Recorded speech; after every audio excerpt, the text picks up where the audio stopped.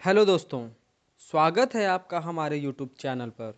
दोस्तों, आज के इस वीडियो में हम बात करेंगे कि कंस्ट्रक्शन जब भी कराया जाता है, मान लीजिए कि आप कोई हाउस कंस्ट्रक्शन कर रहे हैं, कोई घर बनवा रहे हैं, तो आप पहले कॉलम बनवाएं या पहले दीवार की चिनाई करें। कौन सा काम पहले करना चाहिए? अगर पहले कॉलम बनाया तो क्या बेनिफिट है, और अगर पहले दीवार बनाया बाद में कॉलम की कास्टिंग करी तो उसका क्या मतलब होता है, उसका क्या फ़ायदा है, उसका क्या नुकसान होता है। आज के इस वीडियो में हम इसी टॉपिक पर बात करेंगे। तो चलिए दोस्तों, वीडियो में आगे बढ़ने से पहले आपसे एक छोटी सी रिक्वेस्ट है कि प्लीज़ वीडियो को लाइक कर दें, और अगर चैनल पर नए हैं, कंस्ट्रक्शन से रिलेटेड और भी इंफॉर्मेटिव वीडियोस देखना चाहते हैं तो मेरे चैनल को सब्सक्राइब करके बेल नोटिफिकेशन को ऑल पर प्रेस कर दीजिए। चलिए दोस्तों, वीडियो को शुरू करते हैं। तो दोस्तों, सबसे पहले हमें ये जानना होगा कि जो हम कंस्ट्रक्शन करवा रहे हैं ये किस तरह का कंस्ट्रक्शन है।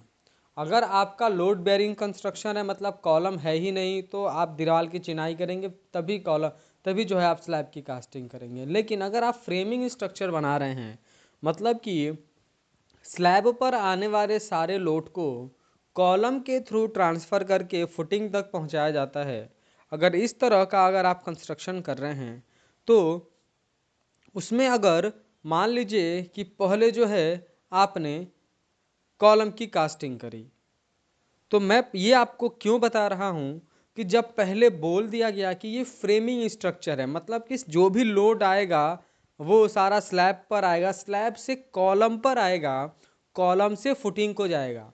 मतलब बीच में हमने दीवार का नाम नहीं लिया। मतलब सिंपल है कि हमारा जो भी ये लोड ट्रांसफ़र होगा उसमें दीवार का कोई भी रोल नहीं है, सारा का सारा रोल कॉलम और फुटिंग का है। तो उससे ये बात साबित होती है कि हमको सबसे पहले कॉलम की कास्टिंग करनी चाहिए। कॉलम की कास्टिंग करने के बाद ही हमें दीवार की चिनाई करनी चाहिए, और दीवार की चिनाई करने के बाद हमें अपने स्लैब की कास्टिंग करनी चाहिए। आप चाहें तो सिर्फ कॉलम की कास्टिंग करें और उसके बाद स्लैब की कास्टिंग कर लें, बाद में भी आप दीवार की चिनाई कर सकते हैं, क्योंकि फ्रेमिंग स्ट्रक्चर में दीवार का रोल सिर्फ कवरिंग करना या फिर पार्टीशन करना ही रहता है। उसका इससे ज़्यादा कोई भी रोल फ्रेमिंग स्ट्रक्चर में नहीं होता है। और मान लिया कि बहुत सारे लोगों को पता न होने की वजह से उनको ऐसा लगता है कि नहीं, दीवार की चिनाई कर देंगे दोनों साइड से तो बीच में जो है हमारा कॉलम का स्पेस बन जाएगा, और बाद में हम कॉलम की कास्टिंग कर देंगे। और लोगों को ये पता नहीं होता है कि उससे क्या प्रॉब्लम्स होती हैं। तो जैसा कि मैं आपको बताऊं कि अगर आपने दीवार की चिनाई पहले कर दी, उसके बाद आप कॉलम की कास्टिंग करेंगे, तो जो कॉलम कास्टिंग में जो कंक्रीट यूज किया जाता है, उसको जब आप कंक्रीटिंग करेंगे कॉलम के ब्लैंक स्पेस में, तो वो जो कंक्रीट है वो बिल्कुल भी ईंटों के साथ बॉन्ड बना लेता है। और ईंटों के साथ बॉन्ड बना लेने की वजह से स्लैब पर से जो लोड कॉलम पर आता है वो लोड ईंटों में भी डिस्ट्रीब्यूट होता है, दीवार में भी डिस्ट्रीब्यूट होता है। और हमारा अगर फ्रेमिंग स्ट्रक्चर है तो हमें ये मेथड अपनाने की कोई ज़रूरत नहीं है। हमको अपने दीवार को कोई भी कॉलम के इस तरह के बॉन्ड के साथ नहीं रखना है कि वो लोड को डिस्ट्रीब्यूट करने लगे। दूसरा प्रॉब्लम ये होता है कि जब आप दीवार की चिनाई कर देते हैं, उसके बाद जब आप कॉलम की कास्टिंग करते हैं तो आपका जो परफेक्ट शेप आना चाहिए कॉलम का वो नहीं आता है। वो बिल्कुल टूटा टाटा सा आपका कॉलम का शेप आता है। दूसरा प्रॉब्लम ये है। तीसरा प्रॉब्लम ये है कि जब आप कॉलम की कास्टिंग करते हैं तो ब्रिक दोनों साइड पे हुआ रहता है, ईंट की चुनाई आप कर चुके होते हैं, तो कंक्रीट में जो भी मॉइस्चर रहता है, पानी रहता है, उस पानी को जो ब्रिक है वो बहुत जल्द एब्जॉर्ब कर लेता है। और क्यूरिंग प्रोसेस प्रॉपर न होने के वजह से वो कंक्रीट जो है वो कभी अपने स्ट्रेंथ में नहीं आ पाता है। इसके वजह से जो आपका कॉलम है वो कभी एक्चुअल स्ट्रेंथ प्रोवाइड नहीं कर पाता है जितना उसको स्ट्रेंथ मिलना चाहिए according to your concrete grade. अगर आप जिस कंक्रीट ग्रेड के हिसाब से अपना कॉलम की कास्टिंग किए हैं और जितना उसका लोड बियर होना चाहिए, तो पानी की कमी न होने की वजह से वो बॉन्ड सीमेंट एग्रीगेट और सैंड के साथ नहीं बना पाता है, जिसकी वजह से जो कॉलम है वो प्रॉपर स्ट्रेंथ में नहीं आ पाता है।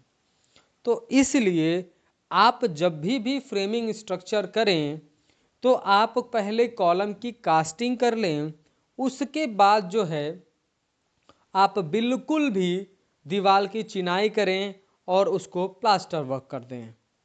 ये बिल्कुल परफेक्ट तरीका है कंस्ट्रक्शन करने का, फ्रेमिंग कंस्ट्रक्शन करने का। बहुत सारी जगह पे देखा जाता है कि लोग, अगर मान लीजिए कि बीच में आपका कॉलम है, तो अगर आपने पार्टीशन वॉल जो है 4 इंच की बनवाई है, तो वहाँ पर जो कॉलम का शेप है एक तरफ से 5 इंच आता है, एक तरफ से 9 इंच आता है, क्योंकि आप उस तरह का फ्रेम नहीं बना पाते हैं।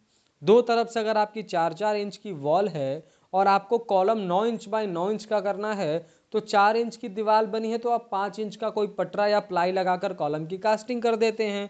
बड़े बड़े ब्लैंक स्पेस होने की वजह से उसमें ढेर सारे हनीकम आ जाते हैं और वो कॉलम हनीकम ज़्यादा होने की वजह से यूजेबल नहीं रहता है, तो वो भी एक बहुत बड़ा प्रॉब्लम होता है। इसलिए आप पहले परफेक्ट फ्रेम बनाएं, कॉलम की कास्टिंग करें, उसके बाद डी शटरिंग वर्क करें, फिर कॉलम पर टाचा करें। टाचा करने के बाद जो है आप अच्छी तरीके से दीवार की चिनाई करें। इस तरह से अगर आप काम करते हैं तो आपका कंस्ट्रक्शन जो है, अगर आप फ्रेमिंग कर रहे हैं तो बिल्कुल फ्रेमिंग स्ट्रक्चर ही बनेगा। फ्रेमिंग स्ट्रक्चर का मतलब मैं आपको फिर से बता देता हूं कि लोड, स्लैब पर आने वाले सारे लोड जो है वो कॉलम के थ्रू ही ट्रांसफर होने हैं। उसमें जो वॉल है, उस वॉल का जो मेन रोल होता है वो या तो बिल्डिंग को कवर करना या बीच में है तो पार्टीशन करना ही उसका रोल होता है। इससे ज़्यादा उसका कोई रोल नहीं होता है। तो दोस्तों, मैंने बहुत सिंपल तरीके में आपको ये बात समझाने की कोशिश करी कि आपको कंस्ट्रक्शन में पहले बीम करना है या पहले दीवार की चिनाई करनी है, कहाँ दीवार की चिनाई इंपॉर्टेंट है, कहाँ कॉलम और बीम इंपॉर्टेंट है। तो दोस्तों, उम्मीद करता हूँ कि आज के इस वीडियो से आपको बहुत कुछ सीखने को मिला। अगर आपको सीखने को मिला तो प्लीज़ वीडियो को शेयर करिए। वीडियो को शेयर करेंगे तो जो लोग भी इस बात को नहीं जानते हैं और कंस्ट्रक्शन में अवेयरनेस न होने की वजह से मिस्टेक करते हैं, तो वो मिस्टेक नहीं करेंगे। तो दोस्तों, उम्मीद करता हूँ कि आज का यह वीडियो आपके लिए इन्फॉर्मेटिव रहा हो और वीडियो पसंद आया हो। वीडियो पसंद आया हो तो प्लीज़ वीडियो को लाइक करें, और अगर चैनल पर नए हैं, कंस्ट्रक्शन से रिलेटेड और भी इन्फॉर्मेटिव वीडियोस देखना चाहते हैं, तो प्लीज़ मेरे चैनल को सब्सक्राइब करके बेल नोटिफिकेशन को ऑल पर प्रेस कर दीजिए। Thank you.